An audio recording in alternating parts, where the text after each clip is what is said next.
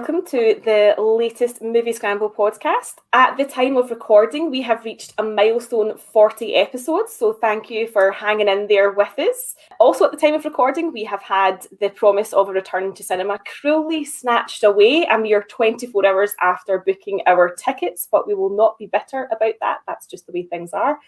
I am joined by the two most handsome men in podcasting today, John and Simi. John, how are you? Disappointed, like you say. Cruelly snatched. I had booked the preview of the Conjuring film. That was the only one I'd actually booked because the Cineworld in their infinite wisdom hadn't listed my local cinema with any films for the next week or so, and then they did.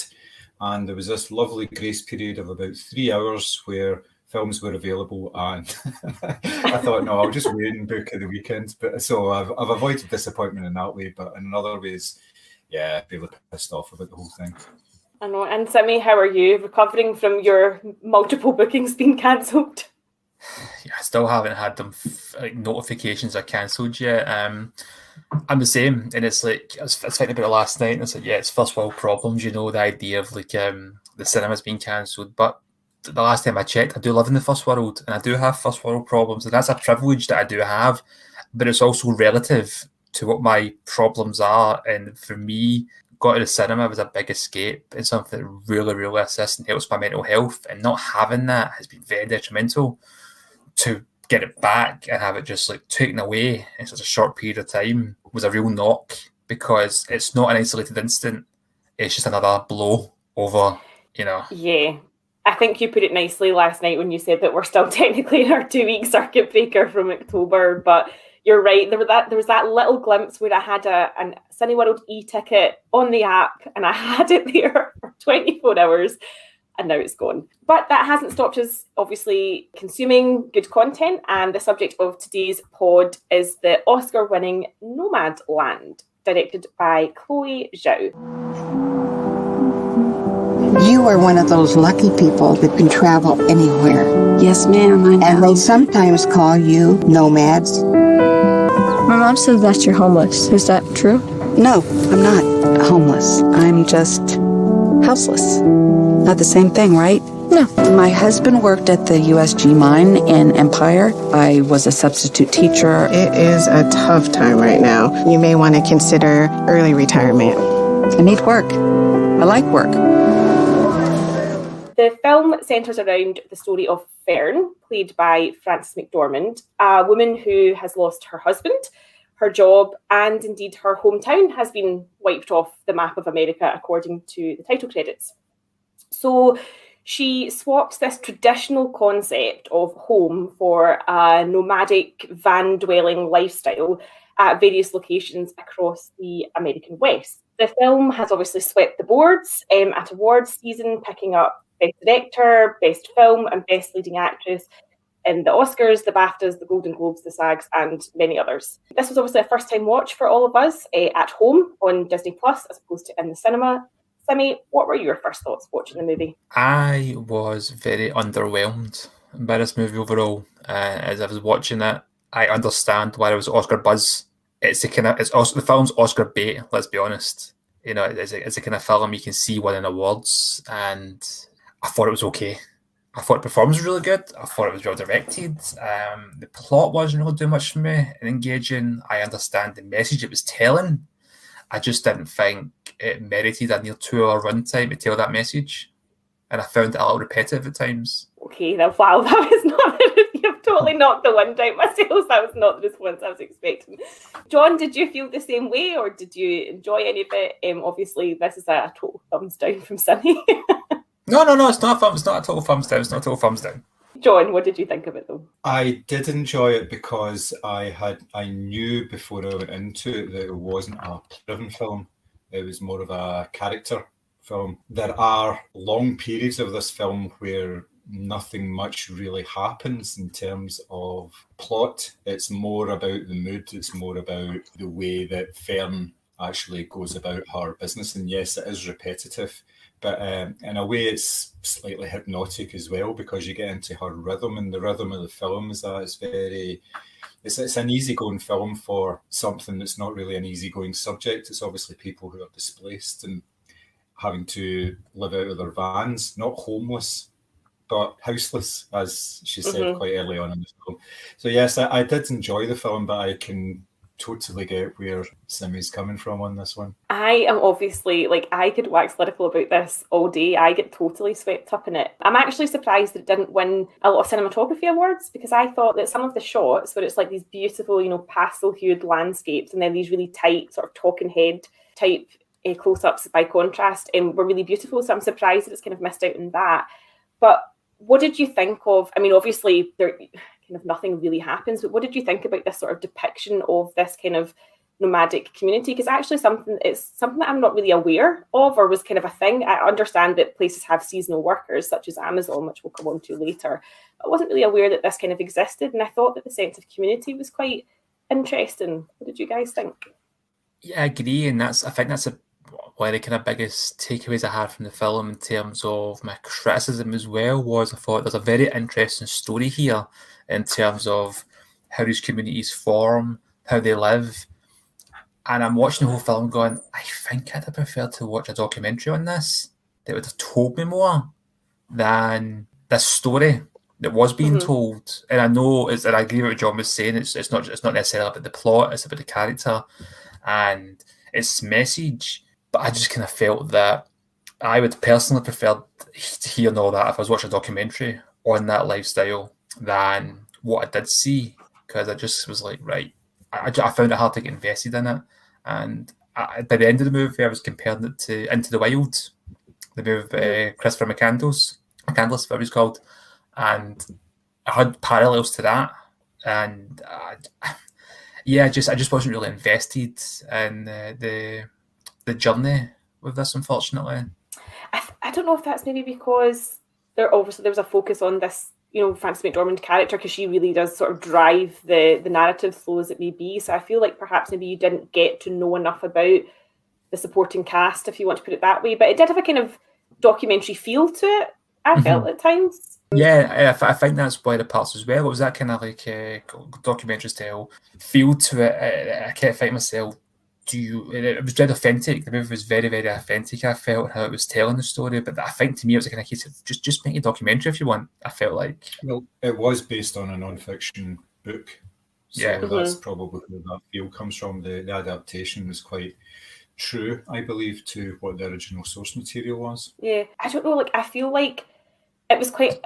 I think it had this documentary feel as well because it had quite a strong message to it as well. And I don't mean messages in like your kind of typical Oscar bait. Like, I do feel like there was like real social commentary on, you know, certain industries, as in how some have disappeared or how we treat people when they get to a certain age. You know, there's a real kind of contrast between, you know, when the character Fern goes to a job centre and she's basically told she's good for nothing, and then another character lays out all of her possessions in one tiny little blanket and that's all she has to show for herself. I feel like there's a real commentary around, you know, these people are all 50, 60 plus.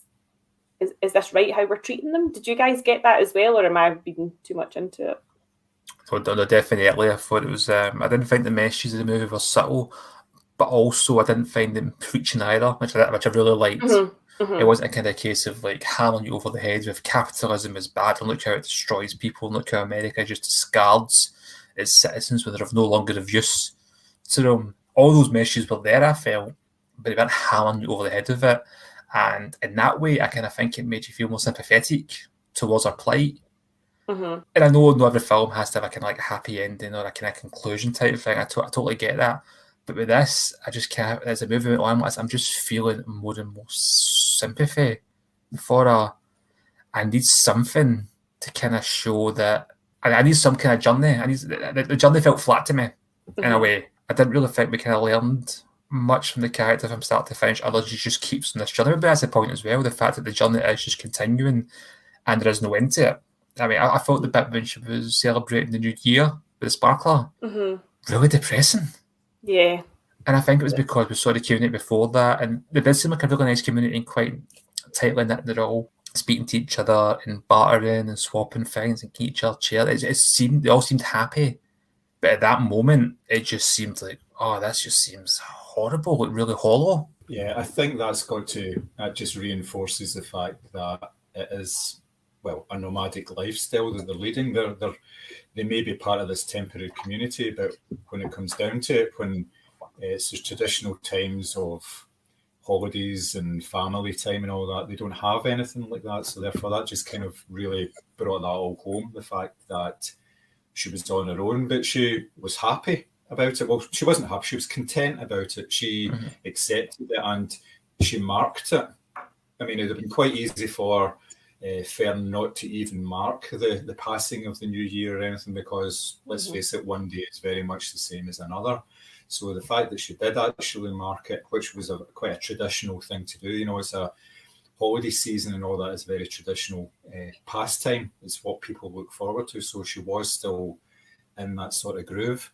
What I found quite strange was there were no antagonists in this film whatsoever. You always expected her to be some sort of confrontation at some point, whether it would be if she had parked up somewhere and she was told to leave or anything. It was just a case of, yeah, okay, I'm going. And that was it. It was the end of it. There was no bad people she met. Everybody was just okay. They were normal, which I don't know if that actually reflects real life, because these sort of environments you would think would be the sort of preserve of the predators out there, people who are looking to exploit people worse off for themselves. And you didn't get any of that, which is great, because it's not that type of story, but I just found that quite surprising. Yeah, I suppose that's what comes back to what I was saying about the idea being a bit kind of flat. You know, there wasn't really anything that kind of changed. The movie felt a very similar tone all the way through. There was the same tempo, and there wasn't really kind of much. Like I say, it was almost like 2 hours long. There wasn't really kind of much to kind of, for me, to reignite my interests with it. What I'd seen in like the first maybe 10, 15, 20 minutes, I was then seeing for the next hour and a half after that. And I totally get that's not that kind of film, that's not the point. I'm not disagreeing with anybody that enjoyed it and took things different from it. And I've seen other films like this that I have been more invested in. But with this, I just couldn't in the same way. I didn't not enjoy it, but I wouldn't watch it again. And it's also possible the fact that I watched this last night just after hearing the news of it at the cinema. That's probably had an impact on how I was feeling. Yeah, I was going to say that's maybe. I as I say, I get really swept up in it. Chloe Zhao had borrowed pieces from Ludovico Einaudi to sort of sprinkle throughout the score and stuff like that. And whenever I hear that type of music, I just get kind of carried away. And I think when I saw those landscapes with that music, I was like, oh, wow, this is amazing. But in a way, John, I agree with what you're saying. So to me, I was kind of thinking, do you know what? These people have been displaced, and a lot of them are on their own. And I was kind of expecting this, maybe like, I don't know, maybe this is my own prejudices. I was thinking that somebody might, you know, get in a fight or try and like con them or take advantage for not pay them for work or, you know, steal something, but there really was nothing like that. And do you know what, if that's what that community's like, then my God, it's some sort of utopia, because everyone is really just rooting for each other. But there obviously is the controversy surrounding the depiction of Amazon as being part of this kind of like happy, oh, we're all in this together, we're just seasonal workers chipping in. But I actually didn't feel that was, again, I didn't feel like that was that big of a deal. I had read maybe perhaps too much beforehand and was expecting that, you know, they were going to like portray Amazon as, you know, basically like Disneyland. But again, it was just another job like the other jobs that she had, whether it was cleaning up a trailer park or flipping burgers. It was just another seasonal job. So I didn't quite understand the controversy behind that. Yeah, I didn't feel that Amazon was... If I hadn't read all the controversy about the Amazon thing beforehand, I don't even think I'd have registered. They were just another character, so to speak, in the movie to kind of move things along. I didn't necessarily think they were shown to be this great employer or this monstrous evil corporation that they may be. I don't know. They were just there. It was just, you just say, they were just another job that she went and did. I think the fact that it was Amazon and how Amazon treat their workers is very, very public. People may have expected more information than that. I don't know if that's in the book and it was cut out. Is it also put out? This is just conspiracy theory now, but the fact that they're using Amazon's branding in the film, they're not going to get away with demonising them, let's be honest. Yeah. I'm also surprised they actually used Amazon. I thought it might have just used a fictional company. Yeah, which again, I think gave it that sort of documentary tinge to it, because you were physically seeing them going in and there's no mistaking the big sign. So Sorry, John, you were saying. I think they avoided controversy because Amazon played no part in the making of the film, as in they didn't back it. It wasn't an Amazon Studios film or anything. If that was the case, you would have more of a case to say, yeah, it's just propaganda. Can you imagine? Can you imagine Amazon made the film and you've got Fran living in this like trailer, but it's like 40 feet long, like 3 floors, and it's just their films. Every line of the film's like, oh man, how amazing is Jeff Bezos? I mean, I wouldn't have this awesome life if it wasn't for Amazon. Alexa and stuff like that, yeah. Alexa, what kind of day is it? It's a good day, Fran. It's a good day. Oh man, yeah, but I didn't get it. I must admit, it was another sort of place for her to pick up some money and obviously, but I think actually the irony of this sort of juxtaposition of this warehouse full of goods and products that you can get delivered to your door within the same day contrast to the way that Fran lives. I mean, she doesn't live that type of lifestyle. She lives a very basic, she cuts her own hair, she just has like one little hob ring in her van, and she remakes things and reuses things. The contrast in that was actually quite that to me was quite funny, I thought. Do you know the funny thing is, see, people really want to see an attack on Amazon, they should watch a film Songbird that got panned by critics and was never going to win any Oscars, but you've got in that the bike courier delivering parcels during a pandemic where COVID's taken over the world and ravaged the place, and he's delivering his parcels to the rich who are safe in their houses. I have heard of that, but again, I was like, it came out too early into the pandemic for me to go, pandemic movie. Don't get me wrong, it's not this like really deep, thoughtful, meaningful film, but that theme is there more so in here if people really wanted that kind of movie, so to speak. But yeah, I mean, the Amazon thing, I think they played a big part in it. They were in it like twice. I think there was only kind of one bit I did laugh at when they mentioned how well paid Amazon staff were or something. There was a bit in it that did mention something. I did laugh because I thought, really? It did also kind of, I don't know, it made me a wee bit sad. I don't know, again, maybe this is just my own sort of prejudice coming through, but these people were all like well into their 60s and stuff, and the jobs that they were doing were not easy jobs. Like they were a lot of manual, labour, and I just thought that's because that was what was available, what was seasonal, what they could sort of pick up on the road. And I just thought, again, there's a real thing here of, do we want our 60-year-olds to be running about trying to meet Amazon quotas all day? Like that really stung as well, I think. Yeah, think about that next time you get a book delivered. I mean, I ordered your books off Amazon, so... Yeah, but I ensure there's ethical working standards and there's nobody over 50 that hasn't been vaccinated. There's a special semi-section in the Amazon warehouse where it's like delivered by fairies. Yeah. I hand delivered them myself. What did you guys think of the David Strathairn character? Because I kind of felt they were alluding to, not romance, but like a sort of companionship. He sort of dipped in and out of this lifestyle. Like he went home for the holidays, as it were, and spent time with his family in a conventional bricks and mortar house. Like, what did you think of the relationship between him and Fran and sort of his approach to this lifestyle? He was very organised. If you looked at his van, everything was arranged very well to sort of maximise the space and all that. So he was obviously quite a clever guy. He was very, very good with his hands. He knew how to work and everything. But yes, he wasn't fully committed to the lifestyle. He had things to fall back on. So it was more of him getting out there and doing what he wanted to do, but knowing that he had this sort of support mechanism if he wanted to go back to it. And you saw that in the sort of last third of the film where he was back in his sort of environment, and there was the contrast of his family environment and Fran's family environment when she went back to try and get some money from them. His was loving. He was sitting down and he was playing piano with his son, who apparently his son actually wrote that piece of music for the film as well. Oh, and wow. He plays it live. On the soundtrack, it's the actual music from the scene. Oh, right, so okay. There's lots of bits and bobs in the background. You can hear people moving about and stuff. It's very, very nicely done. So yeah, there was the contrast between the two. She didn't have this environment she could go back to and feel safe, but he did. And I think that pretty much seduced him in the end. He got comfortable going back to that, and he didn't feel the need to go out on the road anymore and do the seasonal stuff, because I think he felt it was just too much. It was past him, you know. Yeah, I definitely think it highlighted the difference between choice and sort of having the luxury of choosing to go out on the road and experience life and enjoy life, and, you know, this whole life's too short, you know, get out, see the world type of thing, and necessity, which it clearly is in Fran's case.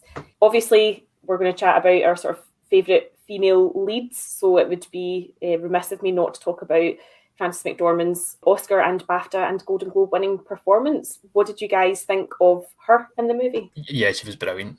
She was brilliant. Like I said, I found it hard to get invested in the movie overall and her journey, but she's so good in it though. Can't really criticise her for winning the awards, and she's in like every single scene, which you don't see a lot with films. They tend to have wee subplots here and there to give you away, but she's in every single scene, and it goes back to that documentary type idea where she's a subject being followed through the movie. I like the fact that the character's very sympathetic, and it's easy to pity her, but she's not wanting pity. Not because she's I'm this really strong, independent woman, and that's that message getting hammered across. She's just doing what she does because she has to survive, and she's not looking for a handout. She's not looking for people to feel sorry for her. And she's got options at times when, like, David Strathairn's character's like, you can stay here if you want. And she's like, you know, it's like she just wants to keep moving. It's almost like that, it's a fallacy, the idea, like if a shark stops moving, it will die. You know, it's like she's kind of like that. She's like, I just need to keep moving and keep going on. This is my life now type idea. And it's the only thing, she's not really got anything else but that van and the constant, what's next. And she's even got a new routine in a way, the unpredictability of it, even though it's seasonal. She still knows, right, next month I can go to that job, and then the following month I can go to that job. And it's not structured in the same way, but it's her own, it's her life. It's just, it's how she lives. And like I said, I think her performance is very grounded, and it's very easy to invest in her as a character, I would say, more than the story.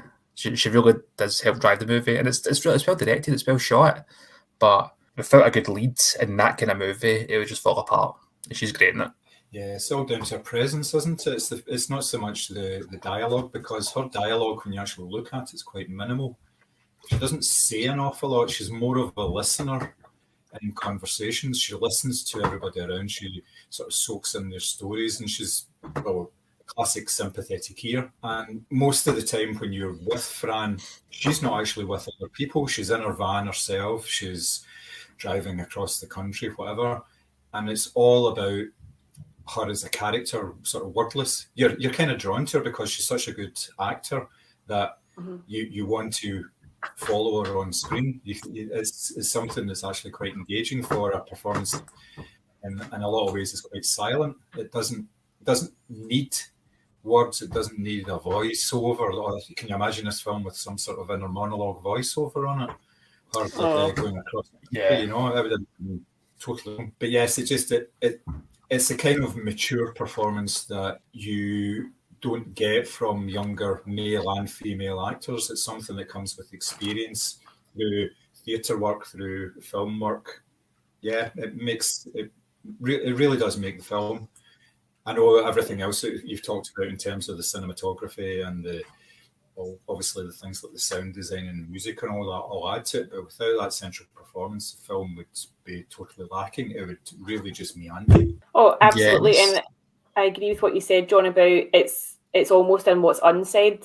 She is just very hypnotic to watch, and I think it's that kind of I suppose it's that kind of thing of like a sort of a surety in yourself when you know, and she's been acting for, you know, a long time, and I think it's this thing of like just having that confidence to do a performance that was, you know, relatively subtle but kind of grounded and not, you know, it's not a vanity performance. It's not a performance that I believe anyway is looking for awards. It's something that's just like kind of opening up this, you know, and showcasing this lifestyle as opposed to, you know, the kind of obvious Oscar bait of, well, I've cut my hair, shaved my eyebrows off and gained 20 pounds. It's definitely not that type of performance. No, she's very, as you're saying as well, John, the fact that she doesn't really tell a lot of dialogue, but it's all about facial reactions.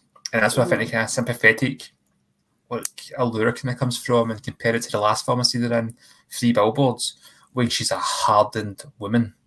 And she just looks mean and tough the entire time. And considering the backstory, what happens to her in that movie, she could have still been this very sympathetic, pitiful type character. And here, it's the same person, and her face is just so soft, and her features and how she reacts to people, this warmth she just generates. And as you said as well, there's no really kind of antagonist to kind of bounce off. There's a couple of scenes now she's kind of saying you can't park here and stuff like that. She just how she reacts just draws you into her without there being a conflict. There's sort of inherent curiosity about her as well.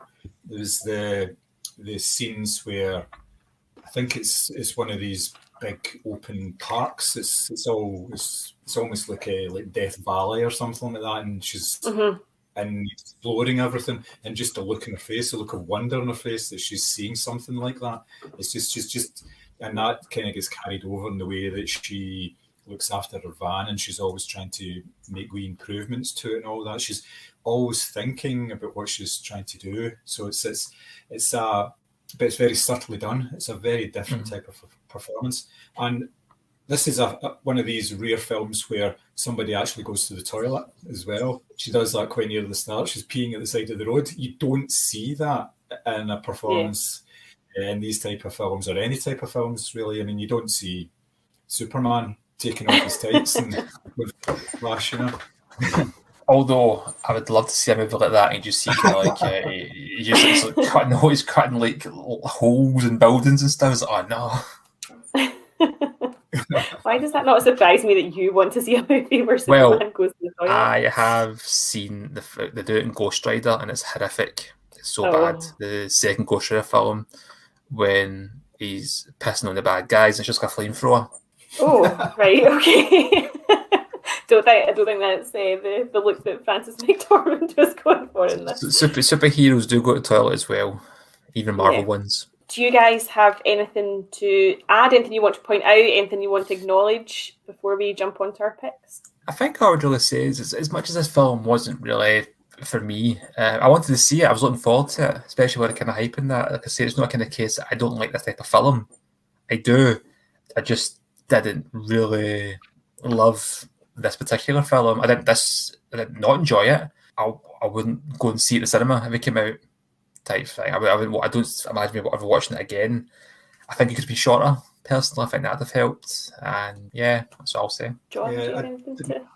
No, not particularly. I think we kind of covered most of it. It's more of a mood piece rather than an all-out drama. But there's nothing wrong with that. There's plenty of space for every type of film in it. I think it does depend on your mood, how you react to it.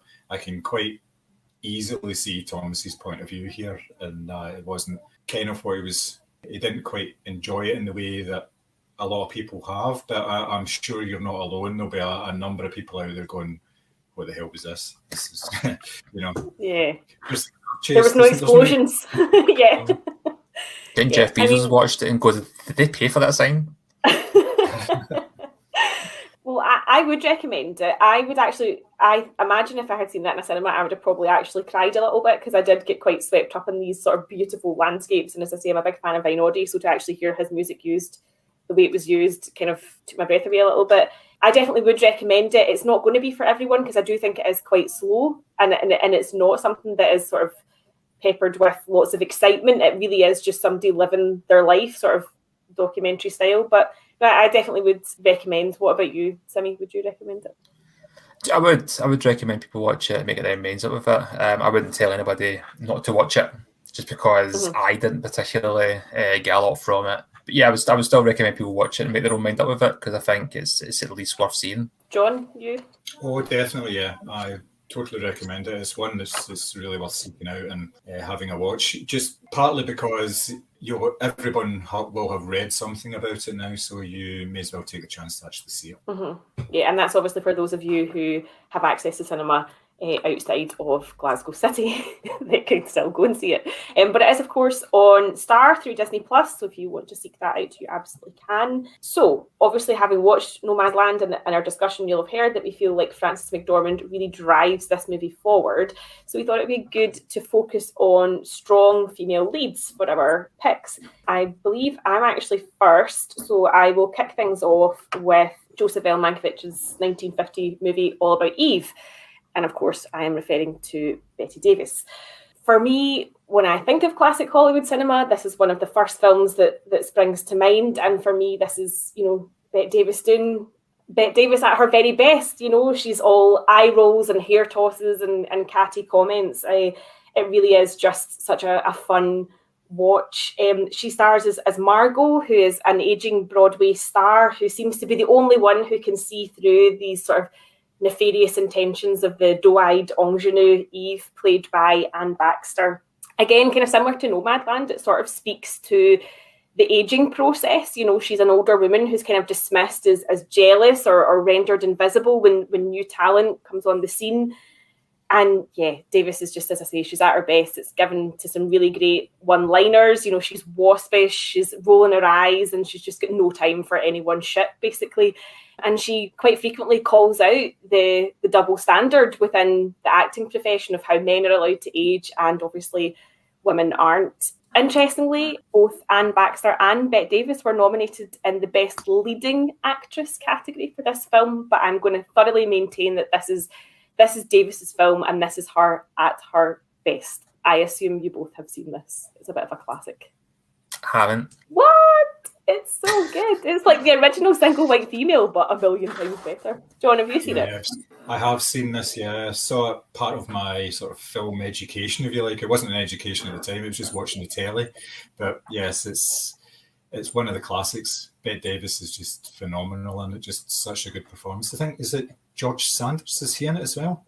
Yeah.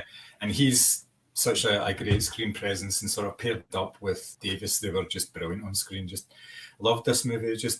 And it obviously talks about Hollywood and stage work and all that as well, and how people are treated and everything. Yeah, it was great because I think Davis was coming to the end of her almost like glamorous leading lady roles. It was moving past that. This was the late 40s, early 50s, I believe. It's 1950 spot on, yeah. Yeah, so she had been about for at least about a decade already and been through the whole Hollywood mill at that point, and she wasn't getting the ingenue roles or anything anymore. It was more adult roles, and it was becoming more difficult, and her career kind of, in a way, sort of mirrors that of the film, the way that her career went after that. It's really interesting, really, really good. Yeah, it's just... Yeah, it's a classic, and as I say, it's just her at her best, I think. And actually, I think these are the type of roles that sort of suit her better because she does have that sort of natural sassiness, or whatever you want to call it. John, are you next? I am, yes. My first pick is the 2001 French film Amélie. Obviously, the strong female lead in this is the character of Amélie, played by Audrey Tautou. This is just a fantastic film. It's classed as a whimsical romantic comedy, if you like, but the character of Amélie, who has grown up in a very strange environment. Her parents were very particular type of people. Her mother was quite strict and distant up until the point where somebody fell on top of her from I think it was the top of a church tower or something that she got crushed, which was quite a funny moment, which it shouldn't be. I shouldn't be laughing at things like that. And her father, who was a doctor, was distant. And there's a scene in it quite early on where it describes how a little girl, all she wants is to get a hug from her father. And the only time that her father ever came near her was when he did a medical exam of her once a month.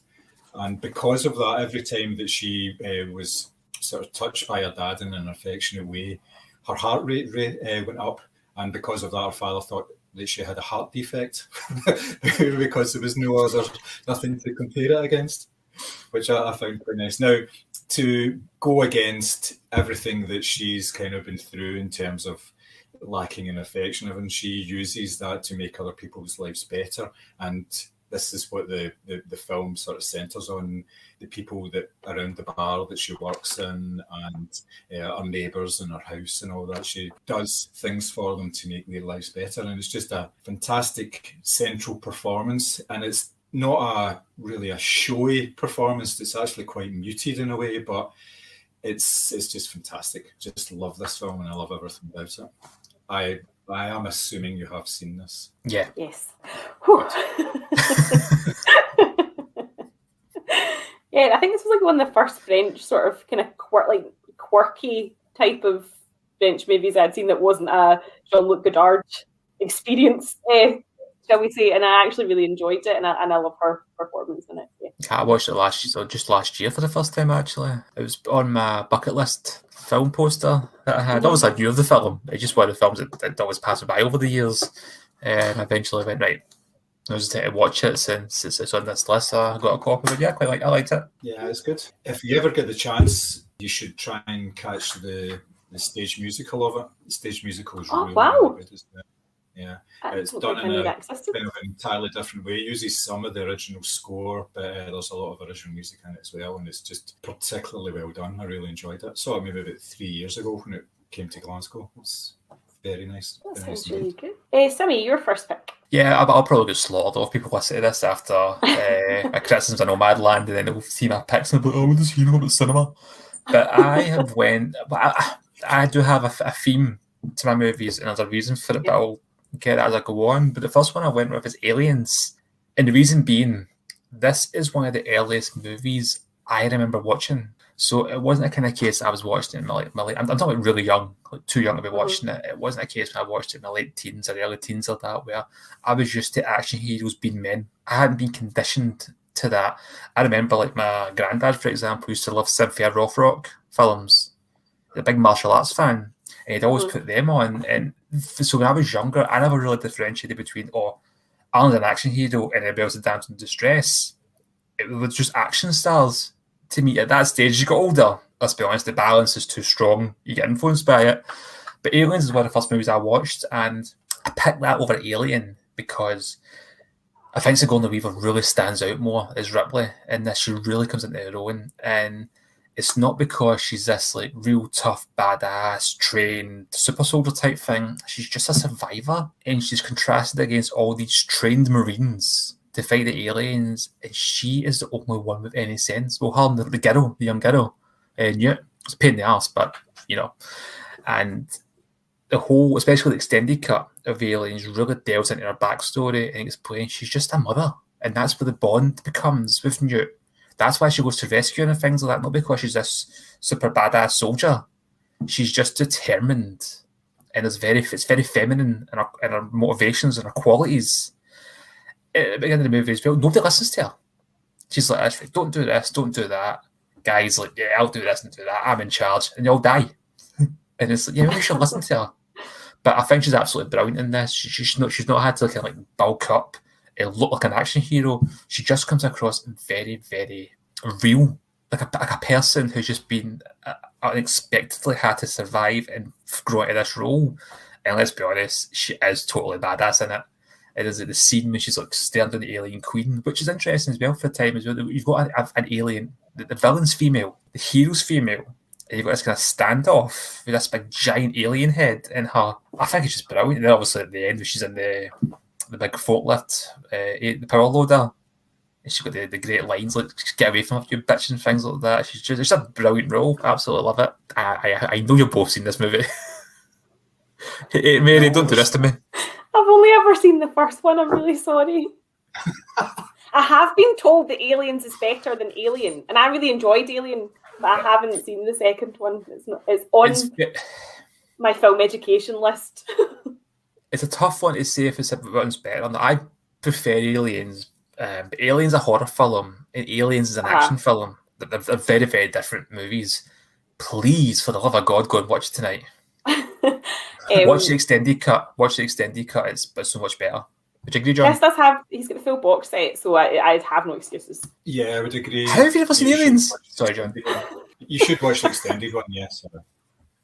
I watched Alien and I did really enjoy it. As I say, I think it's just been one of those things where, Christ, there's so much to watch. Like, I'm trying my best to watch everything in the world before I die, but it's not quite made it to the top of the list yet. But I will watch it. Yeah, watch Aliens tonight. Don't get me wrong, there's bits of Aliens apparently has been seen as problematic, but yeah, Okay. that's another reason to watch it, in my opinion. Yeah, no, I mean, you can't really, I don't think you can judge everything through the lens of the era that you're living in as opposed to when it was made, but that's a whole other story. Anyways, my next pick is 2006 Pedro Almodovar film, Volver, where I will obviously be talking about Penelope Cruz. I actually didn't know which Almodovar film to pick. It seems crazy. He's made a career out of strong female leads, but I went with this one basically just because I think Penelope Cruz is absolutely stunning. And actually, she's really incredible here as well. It's this kind of like sort of tragicomedy of a woman who goes back to her familial home. She's sort of tending to her mother's grave, and she's sort of fending off this drunken, predatory husband that she has, and she's trying to protect her teenage daughter. And sort of halfway along the way, she kind of realizes that her mum, who she was pretty sure was dead and buried, is still alive because she's just found her in like the boot of her car. It's a film it's kind of typical Almodovar in the sense it's kind of madcap, but it also has these really strong emotional sort of familial relationships that it explores. And as I touched on, there's this, Raimonda has this drunken predatory husband who's going after her teenage daughter, and it's about loss and it's about family relationships between mothers and daughters and sisters. And it actually just gives Cruz the chance to show a bit of range because she's really good at the sort of comedy. The scene where she's under the bed and she's like, "It smells like farts. There must be a ghost in here." And she's really funny and she does that sort of physical comedy. But equally, there's the scene where she sings the song Volver and tears are absolutely streaming down her face. And her relationship that she has with her teenage daughter is really believable as well. Like, she is fiercely protective of her. She's sort of lioness in her stature and the way she carries herself. So she's really good at the sort of comedy and the darker bits as well. And obviously, being an Almodovar, it's extremely colourful. And her character is often dressed in red to sort of draw, as if you're not looking at her beautiful guitar-shaped body anyway, but it sort of draws your eye to her even more. And it's a kind of, it's very typical if you know a lot of his films, but for me, this was the chance to really see Penelope Cruz act and not be sort of like token, like eye candy or just some of the other roles that she's kind of fallen into. I feel like she's a really, really good actress, and you've seen that in likes of like Vicky Cristina Barcelona as well. But this to me is like her kind of definitive performance. I think she's excellent in it, and she really drives the movie forward, whether it's the sort of comedy side and building up the relationship with her mother, or whether it's this kind of slightly broken, kind of vulnerable, but equally very, fiery and protective woman as well. So yeah, that's my pick. I really struggled with what Almodovar film to go with, but hopefully I've made the right choice. I take it you guys have both seen this? Do you know, I'm not sure. Honestly, it's one of those films that I'm so aware of and familiar with. I don't know if I have watched it though. I would need to watch it again. To know if I've seen it. And it's so I'm so aware of my conscience, but I suppose it's kind of Amelie in that sense as well. There was that kind of film that was kind of like mentioned about, you've seen it so much, I thought, have I seen that? Then I watched it, but I definitely haven't seen this. I'm like that with Volver, I don't know if I've seen it. I don't think I have, but I wouldn't be surprised if I had, and just it's not I can't remember it because if anything bad. I mean, how many films have you seen over our lifetimes? And there's films you forget about. You should do that last year. You could do that at the cinema. Most times, did I see that last year? So yeah, I honestly don't know if I've seen it. I don't think I have, but I wouldn't rule it out. John, I take it you have seen it. You're quite a big Almodovar fan. It's one of my top 10, my rough top 10 list of all-time films. I love this movie. It's just fantastic. Yeah. I've seen it a couple of times now, and it's just, it's sumptuous. Like you say, Penelope Cruz is just amazing in it. And in a way, it was kind of a gateway drug for the rest of Almodovar's back catalogue, because I think I saw that one first before seeing anything else, and then just went from there into like Tie Me Up, Tie Me Down, and All About My Mother and all these stuff, and Talk to Her and all this. Oh man, it's just this. It's opened up some really nice stuff. There's a new one just out. It's The Human Voice, with which Tilda is Swinton, Tilda Swinton one. That's actually getting a one-day cinema release next week, I believe, which is no use for us, obviously. Because it's just a 30-minute short film, but it's absolutely amazing. Another really strong female performance in that. Well, in fact, it's the only performance in it. She's the only person actually on screen, I suppose. So, but yes, Volver is it's like chef's kiss, just perfection. Yeah, it really is. Well, your pick. My next pick is a 2014 action thriller called Everly, which stars Salma Hayek. Now, this is a very typical action film. Everly is a character who is a prostitute. She's trapped into sort of a sexual slavery for the Yakuza. And basically, the first time you see her, she's just actually closing a bathroom door. She's obviously been beaten and abused, and she basically can't take it anymore. So she decides to fight back. And pretty much the whole film is her battling against either the guys that are in the room, anybody that comes into the room, the police, this this mad sadist character, and the big boss at the end. It's bloody, it's gory, it's completely over the top, it's quite unbelievable in what you're actually seeing on screen. It makes very little sense, and it's fucking amazing. It's just a brilliant movie. Salma Hayek is just fantastic as this, not a kick-ass action hero, because she has something about her. She knows her way around a gun, but she's not totally over familiar, so she's not taking people out sort of John Wick style. There's a few accidental deaths and things like that, and it all works really, really well. There's some fun moments in it. There is a wee bit of sort of male gazy stuff in it because she's not dressed at the start of it, and then she's just wearing I think it's a slip for the first 20 minutes before she covers herself up and things like that. And there's this running gag about her trying to leave the apartment, so she puts on a pair of high heels and tries to leave, and then something happens. She has to kick the heels off because she can't actually like run about or shoot anybody wearing these damn heels. So it goes on like that for quite a while. But great film, really good performance, and it's a B movie. It's not it would never be up for an award, put it that way. It wouldn't be up like challenging Frances McDormand at any point for an award, but it's just fantastic, and it's available on Amazon Prime at the moment. So if you haven't seen it, give it a look. Never even heard of it. Never mind seen it. No, it sounds like something I'd like. Yeah, definitely, it sounds like something worth watching as well. And if I can tell Chris that it's got like some nudie Salma Hayek in it, he'll be like, "Yeah, let's watch this." Yeah, I mean, that should be the tagline. Yeah, friends. You're going to get an audience that way. Sorry, I'm probably cancelled now. But no, I mean, that does sound like something.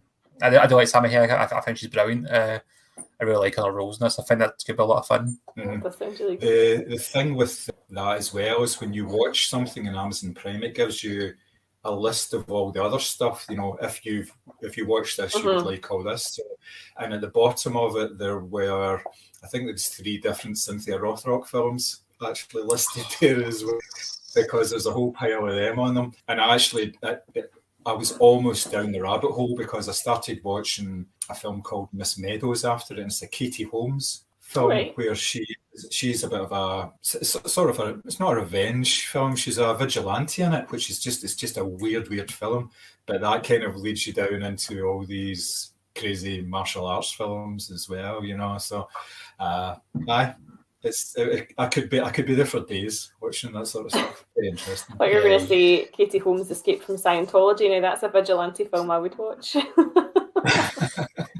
You want to talk about like Amazon suggestions? A film popped up my suggestions the other day called Killer Rack, about a woman that gets a boob job and it grows tentacles and stuff and kills people. What the fuck have you been watching? Yeah, did you watch to get a recommendation like that? That's what I know. Yeah, I was was wondering myself. Side of it, or was it the boob side of it? The kind of Sammy's been watching hentai on Prime. There's also the Call Girl of Cthulhu, and I'm like, yeah, I don't know. Did you watch Teeth? Is that it? Did you watch Teeth? I haven't watched that, but I think I need to create a new Amazon account and start from scratch. Burn the other one. Yes. Oh man! Right, sort of a burner account, you can watch stuff on it, and nobody actually has to what's in the list. Yeah. I think this is going to need to become a burner account at this rate. Yeah. A gen-proof account, yeah, definitely. Your next pick, Sammy. See, you kind of joked there, John, about that was a film that was going to kind of like rival Frances McDormand for like best actress, but I actually think this is a film performance that could have, perhaps should have, and was completely overlooked, and I think it's because of the genre. I'm going for Elizabeth Moss and The Invisible Man. This is a science fiction horror movie. I think it's a lot cleverer than people maybe give it credit for when it first came out. Her performance is absolutely brilliant in this, and the only thing that harms it is it's a horror film. You know, you put that before you take away the fact that this guy's invisible and tormenting her. You just make it this like dark, serious drama. She's kind of a words thrown at her left, right, and centre. She's absolutely 100%. brilliant in this.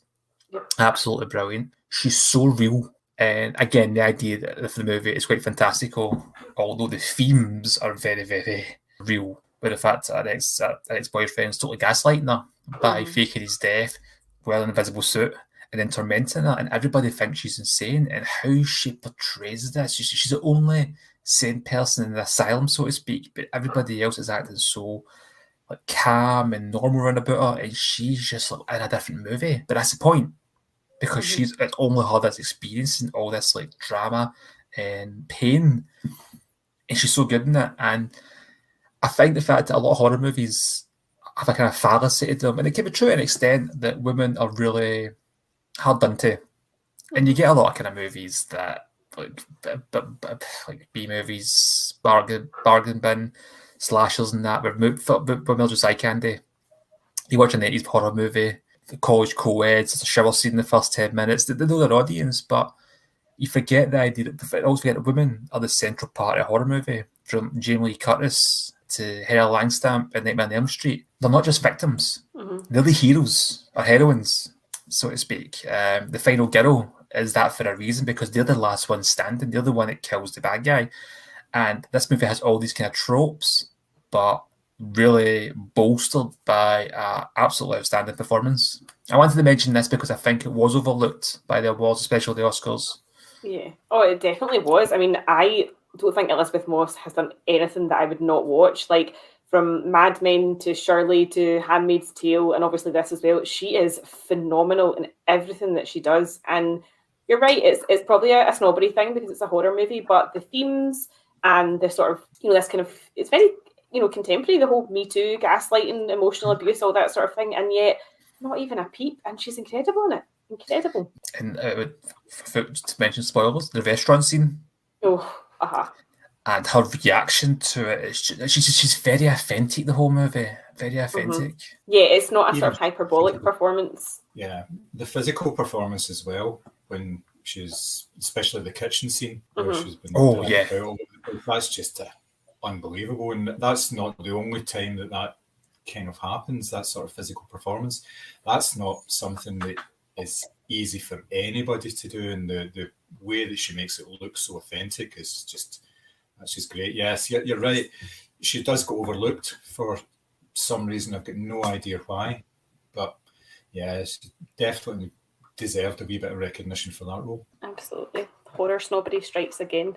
My last pick, I won't butcher the Polish title because it really would be offensive for me to try and pronounce this. So it's a movie called Interrogation, directed by Ryszard Bogajski, which was released in 1989. And I'm focusing on the performance of Krystyna Janda as Tonya. So the film was actually made in 1982, but was banned until the fall of communism because, putting it mildly, it doesn't exactly portray the regime favourably. It centres around, this sort of, she's kind of presented as a sort of good time gal, Tonya. So she's out, she's drinking, she's, having a good time, and she wakes up in a prison cell after her night out with no recollection of how she's got there. She's been accused of, crimes against the state, and she's been tortured into confessing, crimes that she basically hasn't committed.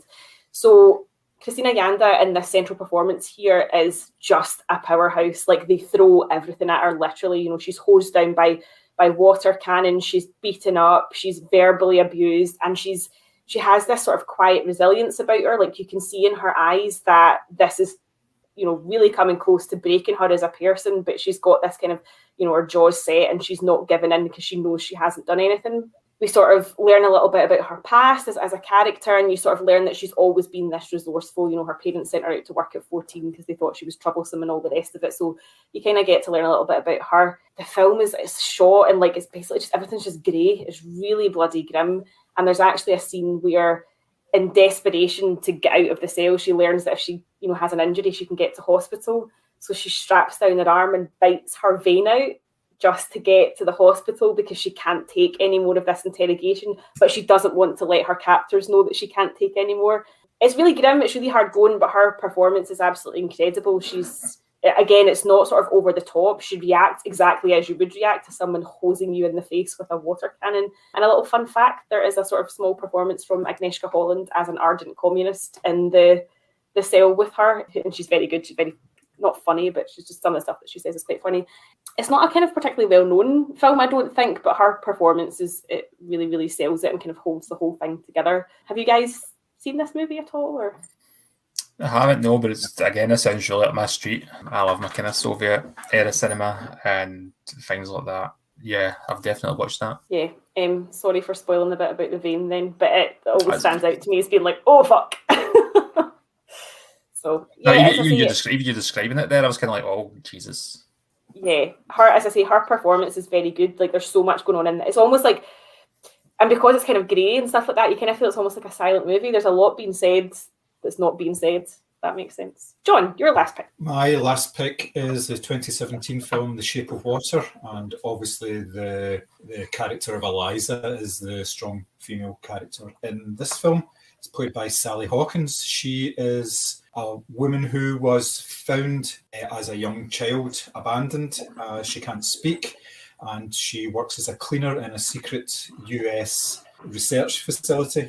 And the story basically centres around her and the fish man that is brought in, and the relationship that she forms with him, and then she tries to help him escape from the facility because obviously an animal in captivity is not really an animal at all. It's not free in any way. The performance by Sally Hawkins is just amazing because she doesn't speak for the whole film. Well, apart from one scene where she sings, I believe. But everything is done through gestures, through sign language, basically through looks. There's nothing verbal about the performance at all, and because of that, it's such a strong performance. It's just totally captivating, and it's the centre of the drama, and it's the centre of the film as well. Now, I know for a fact both of you have seen this film, so what do you think? Yeah, no? Yeah, no, definitely. I agree with you. I think it's a great performance, and it's that kind of movie you're kind of watching it, and at times you're kind of like, yeah, but he's a fish. He's kind of like a creature from the Black Lagoon type monster. And once you kind of go over that hurdle every so often, which it keeps coming up to me when I was watching it, there's a wee bit of kind of absurdity to it. It's brilliant, and she's so good in it. She really is. It's a great performance. It's a great film. I really liked it. But yeah, her performance really kind of carries this kind of human element to it, and the connection with this quote-unquote monster. But is it the real monster? No, that's Michael Shannon. But, it's always Michael Shannon. It's always Michael Shannon, yeah. Yeah. But no, yeah, she's brilliant. A great performance. I don't like the word quirky. I think it's more subdued than that. She's not kind of over the top kind of quirkiness, so to speak. It's a kind of subdued, over the topness, if that even makes sense, because it's the absurdity of the plot, but she manages to kind of keep it grounded in a way. It's to me, it's like the love story of it's a film that's very much about the other, and that to me is like, I think if you just accept that, you just accept that she's in love with this, and I totally did. I bought into the fact that she was in love with this fish because he treated her really well, and they loved each other, and they were just going to go away and make half human, half fish babies, and I was happy with that. Yeah, I mean, it's not really any different to the movie Splash with Tom Hanks and Daryl Hannah. Yeah. You think about it. Beauty and the Beast. It's almost like a remake. Yeah. You must have been quite excited though, Thomas, because when you saw the fish man, you were like, oh, maybe tentacles, maybe some babies. Well, not only was I thinking that, I was also thinking there could be a sequel to this, and then running for a few sequels next, a wee fish army to come back and like invade the world. Coming after Michael Shannon's kids, yeah, definitely. Your last pick, Sammy. I am staying with horror theme in this one, and it's annoying though because it's a really good topic, and there was so many films I thought about that I hadn't seen in so long. I wasn't so familiar with, so I didn't pick them. So if people say, why are you just picking these shite films? I'm not picking them, I'm just picking them because the first ones came to mind. But I'm sticking with a horror theme, and the reason for this is that, like I mentioned in the last time, women tend to be victims a lot in films. They tend to be the focus of the killer. But in Misery, that's flipped in its head, and Kathy Bates is the killer. She's the villain. She is absolutely insane and psychotic. And although we talk about horror being overlooked a lot with the Academy, she did win Best Actress for this role. And although you could argue it's maybe a thriller, I think it's a horror. This movie is intended to scare you and terrify you. But it's also directed by Rob Reiner, so there is like funny bits in it. And as good as Kathy Bates is in this, she goes from being like genuinely quite sweet and sympathetic, and she's a nurse, and she's, I don't want to use the word, there's something quite quaint about her, you know, and something quite sympathetic about her. She lives alone, she's a bit kind of lonely, or she really goes to these novels, and then just like that, at the flick of a switch, she is psychotic and insane. And sometimes really kind of like scarily so, and other times over the top so that it is pretty silly, but not in a bad way because it works within the confines of the movie. I think she's absolutely brilliant. Every time I watch this movie, this is how good I think she is in it. I watch it thinking, could this have went another way? Did this film have to go the way it did? If James Caan just maybe played ball a wee bit more. and then I watch the film and go, no, it was always going to go this way. It was never going to go any other way. But that's why I think she's so good in it, because every time I watch it, I think, no, there's something happens. It's just that, no, she's just nuts for the start. She's just insane. She was always planning and doing this. But yeah, like I said, in a genre where women tend to be the victims of the killers of that, she's just so good in this. It's just brilliant. And like I say, she won an award for it. She won the Oscar for it. And I think it's incredibly deserved. Oh, I mean, she's terrifying. Like, I am really scared of her. She's a really good example of a female villain or antagonist, whatever you want to call it. And you're right, she's set up as this kind of like sweet middle-aged lady, and it's a shame for her because she's not got much going for her. But as you say, it was always going to end the way that it ends, and she is incredible. It does get over the top and it does get silly, but I feel like she's the type of actress who kind of still sells it and keeps it a wee, like anyone else, it would have become almost comic. But I think with Kathy Bates, you're kind of in safe territory there with, like, you know, she sells that performance. Yeah, there's also the scene as well. I don't want to spoil it for people that haven't watched it, but there's a scene when she kind of like comes into like Paul Sheldon, James Caan's character, Paul's bedroom, and he wakes up, she's kind of sitting into the bed, and she's just really depressed, and you feel really sorry for her. Then you remember she's a psychotic nutjob. But that's my point of how good she is, in that she makes you feel sorry for her, she makes you feel sympathy for her, and she also makes you terrified of her. Yeah, she makes you feel all the feelings. Yeah. John, sorry, you were going to say something there, John, sorry. Yeah, it's another example of a character that couldn't have been done by a younger actor in any way. It has to be someone with a bit of experience behind them, because they're bringing a certain level of like gravitas due to their age and everything. It's not just an acting performance, it's more than that. They've drawn so much into it, and it really works. Like you say, it's a absolutely fantastic performance. A really good film. Yeah, exactly. I don't want to be like in any way kind of like offensive towards the Kathy Bates of that, but you can imagine this movie and like you still got James Caan playing his role, but it's like Margot Robbie playing the role of Annie Wilkes. Yeah. It would just have a different prism to it completely, and the cast in this movie is perfect. And she's great anyway. She's brilliant, but in this particularly, yeah, just it's one of my favourite performances, just in general. I think she's so good in it. And it's the only Stephen King film to win an Oscar, which might not be the biggest surprise for somebody adaptations. I was going to say that kind of doesn't surprise me a wee bit, but yeah, I would argue it's probably one of the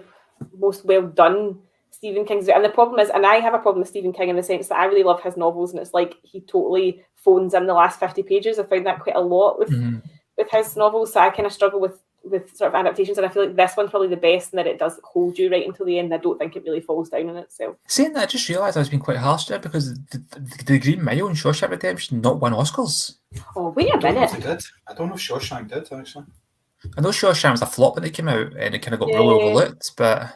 Do you know, I really loved Doug Hutchison in the Green Mile. I thought he was the perfect villain, and then he turned out to be a big old pedo, so that really upset me. I mean, I just liked him be a normal villain, not that kind of villain.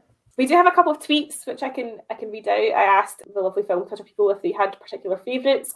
So at Zeta_short said Madame Mariette Colette comes to mind, which of course was from the film Trouble in Paradise, played by Kay Francis. At Munoz Games says Ashley Cummings' performance as Vicky in Hounds of Love will stick with me forever. And he also says he's sorry to bring this up again because he knows it will trigger me. Aisling Franciosi's performance as Claire in The Nightingale as well.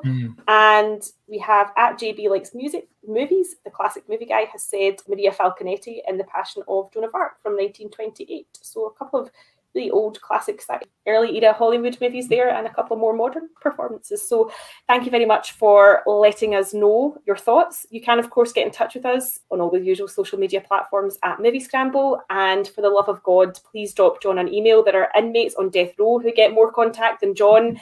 It's podcast@moviescramble.co.uk. He's getting a bit lonely, guys, and it would be lovely if you could share the love. So that is it for our Nomadland podcast. As you heard at the beginning, we are back in lockdown, so there may not be some new releases on the next pod, but we will certainly try and keep up the chat. But for now, it's goodbye from me and my esteemed colleagues.